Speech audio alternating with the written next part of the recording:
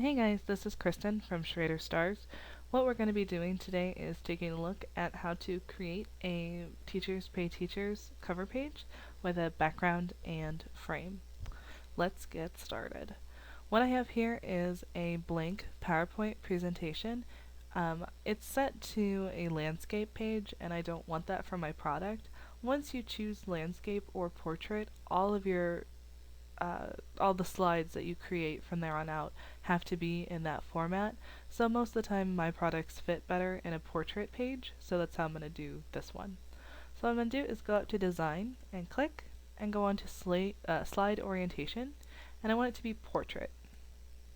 From there, I'm going to click right next to it on Page Setup, and I want to make this page the size of a piece of paper, which is 8.5 by 11. This is going to help reduce the margins that you see on either side and on the top and bottom of your product. It's not going to get rid of them completely, but it's going to make them a lot less noticeable. Go ahead and click OK. The next thing I'm going to do is I'm going to remove both of these text boxes that come equipped with the PowerPoint when you open up a blank slide. I don't need them. So I'm going to right click on the line and hit cut. If you don't right click on the line exactly, these options won't be available to you, so just keep trying until you get it. I'm going to cut that one, and I'm going to cut that one. Alright, now we have a blank slide that's ready to create. From here, what I like to do is I like to go up and we're going to click on the slide, right click, and we're going to format the background. When we choose Format Background, we get 3 different options for things we can do to this slide. We can add a solid fill, which is really easy. You just click on the paint bucket and you can choose any color that you'd like to, and it will make the whole slide that color. This is a real easy, quick way to add a pop of color to your page without a lot of effort. The next option is a gradient fill. When you click on gradient fill, a lot of options pop up for you. PowerPoint comes with several different preset options that you can choose from. I like the rainbow a whole lot. And then you can customize that even further. You can have linear, you can make it radial, so that's popping out of the corner. And if you don't like it popping out of the right corner, guess what? You can change that too. You can have it come out of a different corner, or you can even have it come out of the middle. The next options that are down here, they're a little bit more advanced options. You can choose to start and stop the colors however you'd like, and so you can play around with it and really customize this background to be unique to your product. The next option is my favorite. It's a picture or texture fill.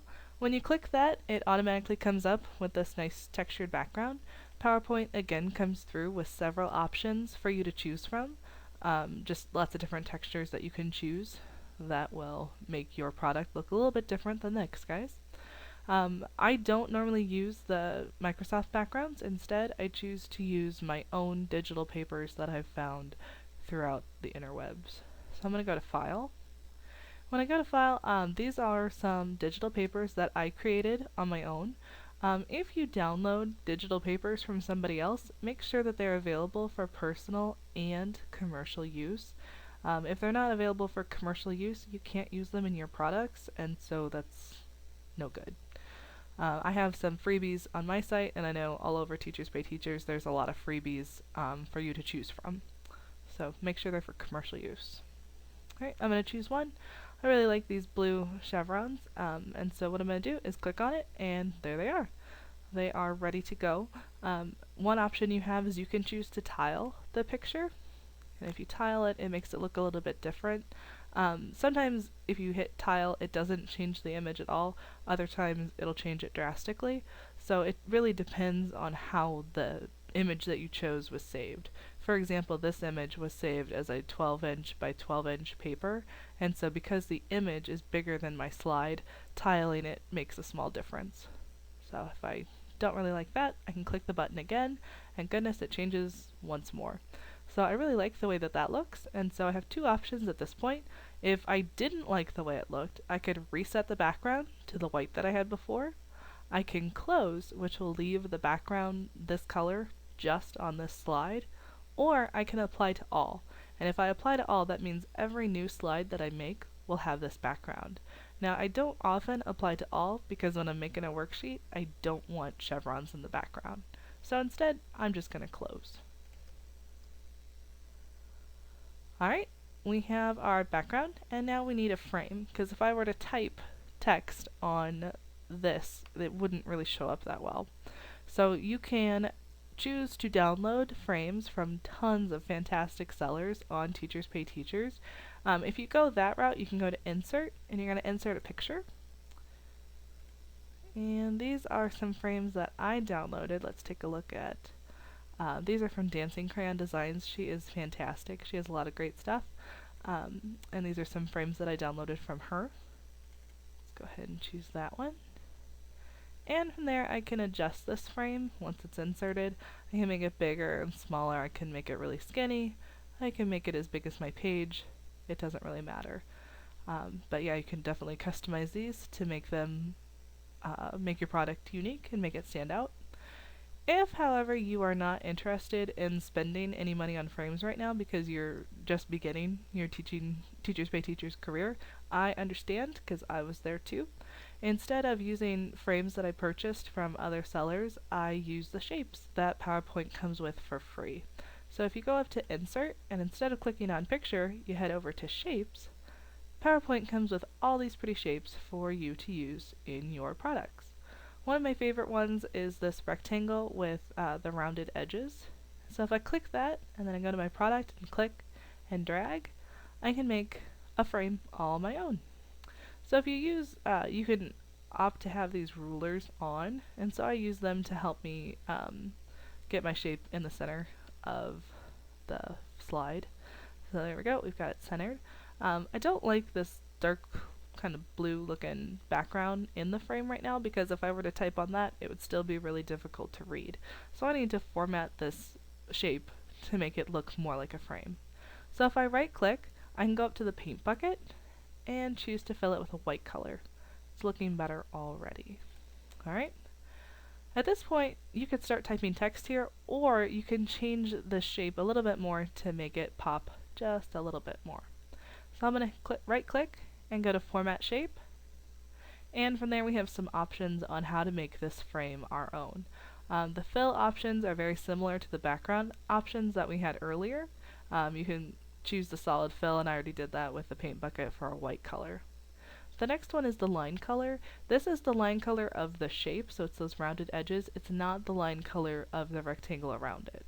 So right now it's a solid line and it's blue, and I think that that blends in too much with my product, so I'm going to go ahead and change the color of that line to orange.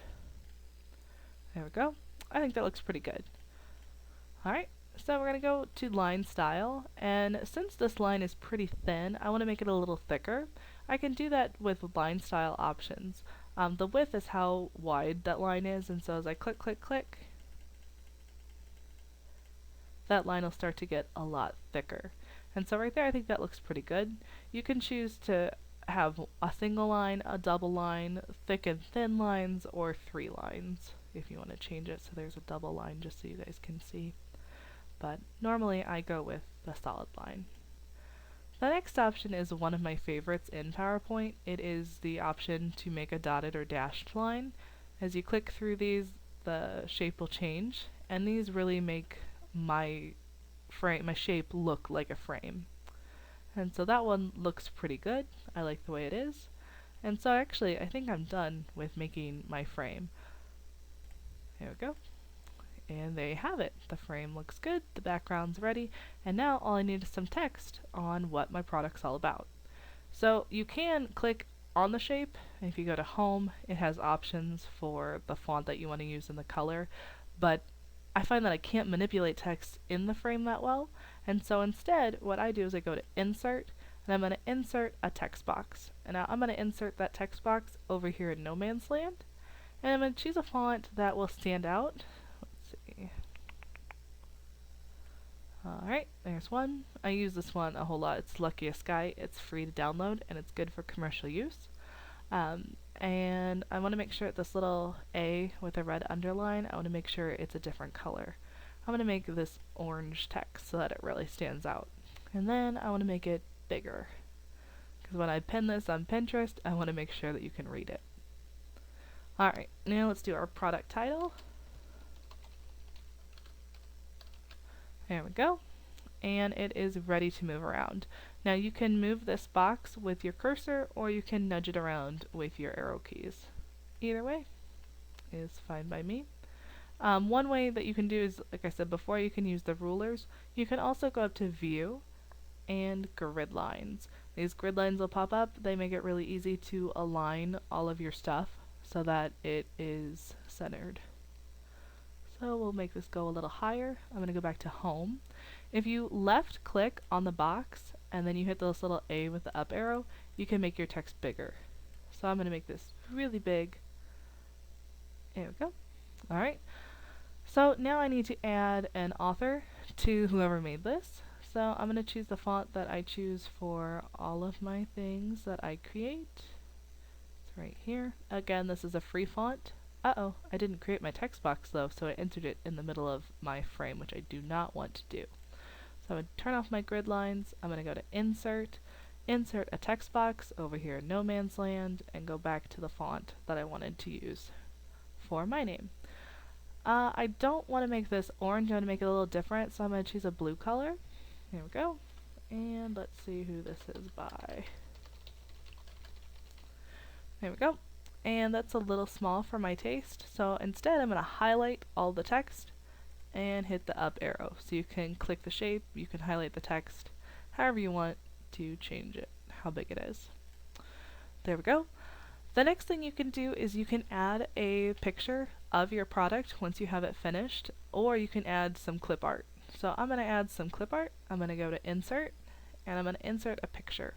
If you go to Insert Clip Art, this brings up the Microsoft Clip Art. Now, I don't know the terms of use on this. I don't know if I can sell this stuff in my products, so I don't normally use it. Instead, I'm going to insert a picture.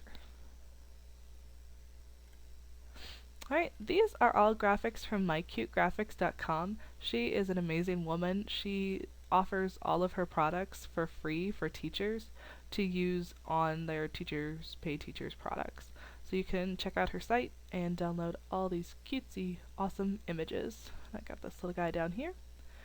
Alright, and I'm going to insert him, and then I can click on him and move him wherever I want him.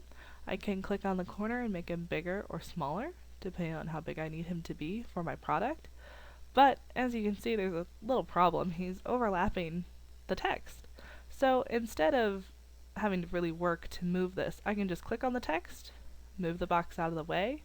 I can highlight the text, make the text smaller. I can make the box smaller so that it does that.